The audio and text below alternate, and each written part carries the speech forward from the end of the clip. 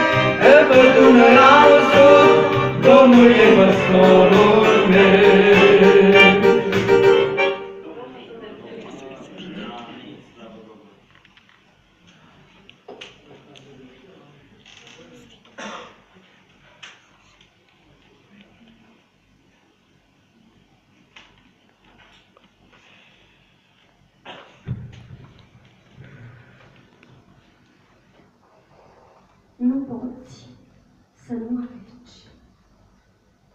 Nu poți la nesfârșit în 2 luni să fii. Nu poți din negrul nopții să faci zi. Nu poți la ce ai renunțat să ții. Nu-l poți sfida și apoi zi, tată. Nu poți slăbi cu tort de ciocolată. Nu poți în zgomot de arginți să auzi divina-i șoaptă, să crezi că ești al lui dar să te contrazici în faptă. Nu poți iubi și rău și bine, doar unul va încolți în tine. Nu poți primi când mâinile ți spline, nu poți să dai și să păstrezi tot pentru tine. Nu poți să crești și să nu doară. Nu poți să zgâdii firea și apoi să aștepți să moară.